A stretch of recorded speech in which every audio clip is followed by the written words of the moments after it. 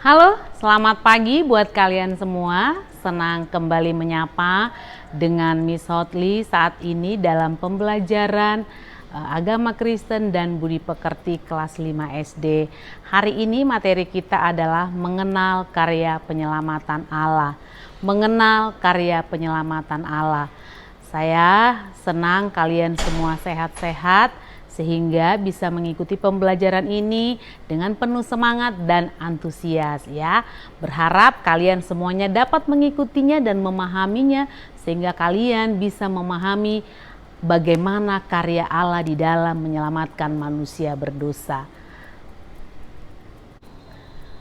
Siapa di antara kalian yang pernah mendapatkan suatu janji yang menyenangkan? Janji yang menyenangkan itu tentu saja membuat kita bergairah, semangat menantikannya, betul ya? Nah, mungkin pada saat kalian belajar dengan sungguh-sungguh, maka orang tua akan mengatakan, pada saat kalian menyelesaikan pembelajaran kalian di satu semester ini dengan baik, kita akan liburan ke luar negeri. Itu membuat kalian semangat, membuat kalian begitu menanti-nantikannya. Atau dengan mengerjakan sesuatu, kalian mendapatkan janji akan dibelikan mungkin mainan atau apalah barang yang kalian sukai. Nah, itu membuat kalian semangat sekali untuk menantikan janji itu. Tahukah kalian bahwa keselamatan sudah dijanjikan oleh Allah sejak zaman dulu. Sejak dahulu kala Allah sudah menjanjikan keselamatan bagi umat manusia.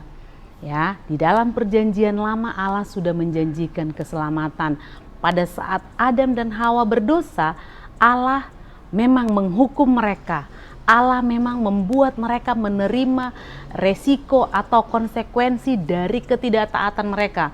Tetapi Allah juga memberikan janji bahwa keturunan Adam dan Hawa akan meremukkan kepala ular.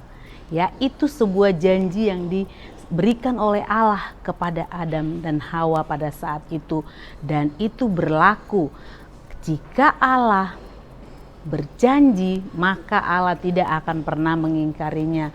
Tuhan tidak pernah berdusta. Tuhan selalu pegang janji yang diucapkannya. Berbeda dengan manusia. Manusia boleh berjanji, tetapi manusia sering sekali mengingkari janjinya kepada orang lain atau sesamanya.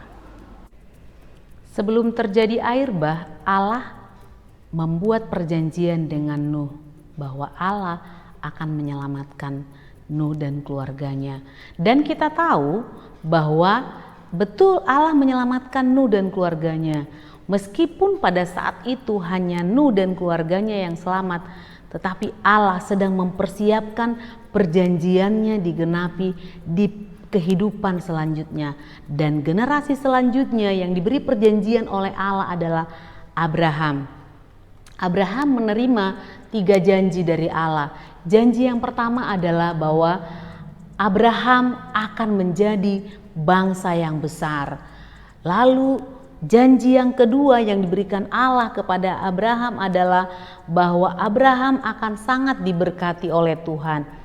Janji yang ketiga yang diberikan Allah adalah bahwa oleh Abraham semua bangsa di bumi akan mendapat berkat.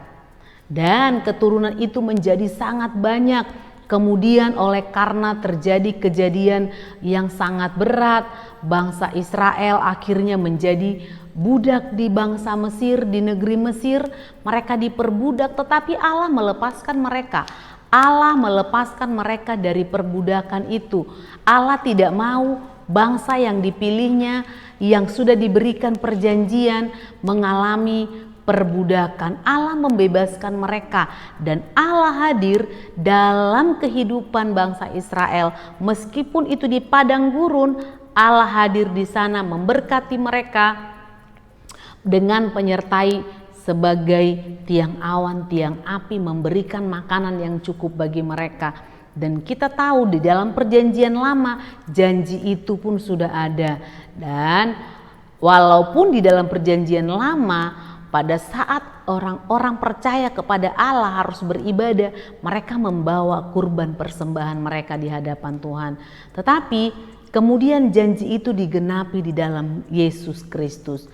Tidak perlu lagi manusia datang dengan hewan kurban, dengan kurban persembahan. Manusia hanya perlu datang percaya kepada Allah, maka mereka diselamatkan. Percaya bahwa Yesus adalah Tuhan dan Juru Selamat bagi manusia. Itu digenapi janji Allah di dalam perjanjian lama yang begitu turun-temurun, digenapi di dalam Tuhan Yesus. Memang janji Allah kita tidak tahu kapan akan digenapi pada saat di perjanjian lama.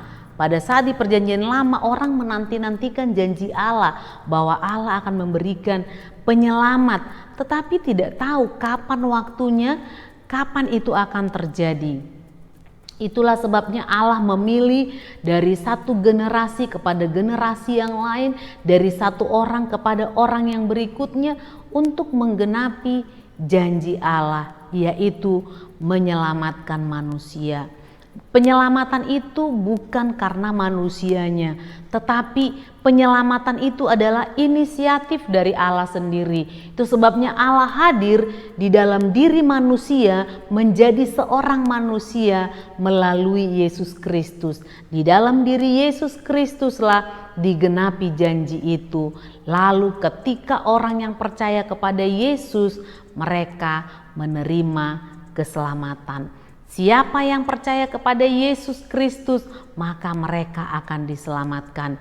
Mereka akan menerima kehidupan yang baru.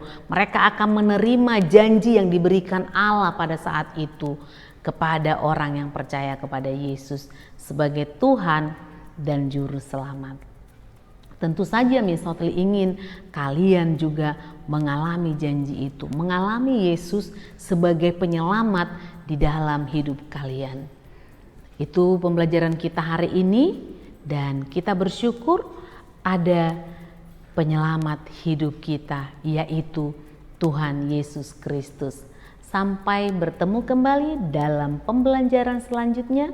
Tuhan Yesus memberkati.